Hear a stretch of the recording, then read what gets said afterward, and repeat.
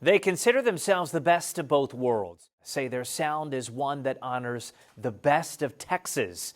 Tejanos with a little bit of cumbia and rock and roll. There is no denying their roots. Raised in Texas, Grupo Metal's members Carlito Miranda, vocalist, singer, Chris Perez, guitarist, still enjoy the sounds they grew up with. Carlito Miranda's dad was a famous Tejano singer, Carlos Miranda, who influenced his love of music. It was Chicano music back in the 70s and 80s as well, but around the Little Joe eras and stuff from Joe Bravo. My dad was an artist for Freddie Records, had many hits with that, and so kind of was born into the music industry unwillingly. They take me out of the dances, put me on the table.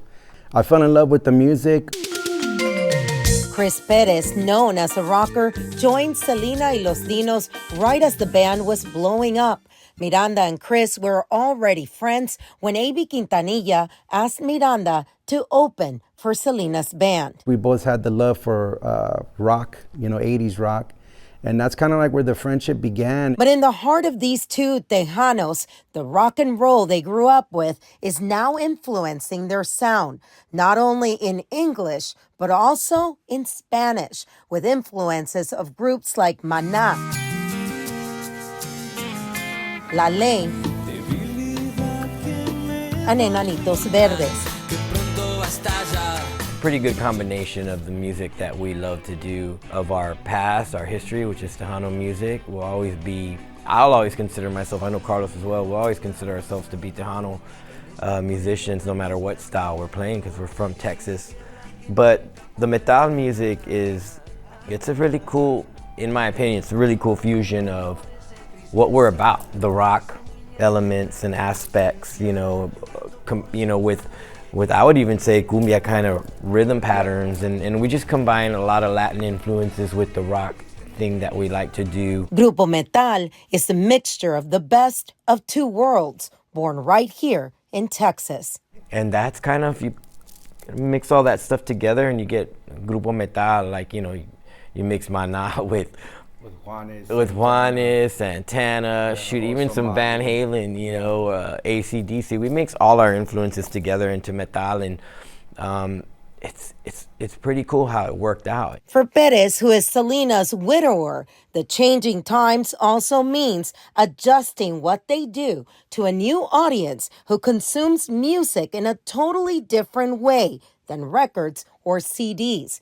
It is now YouTube and streaming services. Things are moving so fast, and I'm a fan of it. I'm really interested to see where things are going. I don't want to stay stagnant and be that guy like, I was back in the day. We used to do it this way. Like I want to keep experimenting.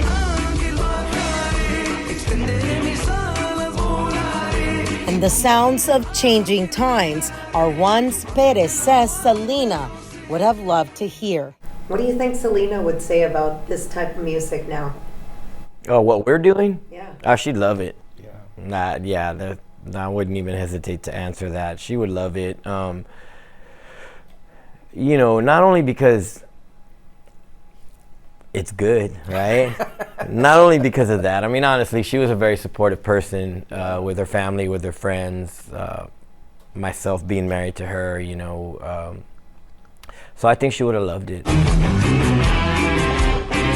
The band's single, Volaré, talks about the struggles kids are living through and an angel who lifts them up like their guardian angel and protects them.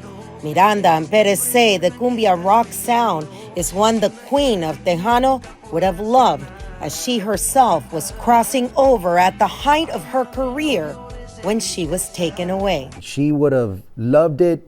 I owe it to her in a way because of the name Grupo Metal. It came from that.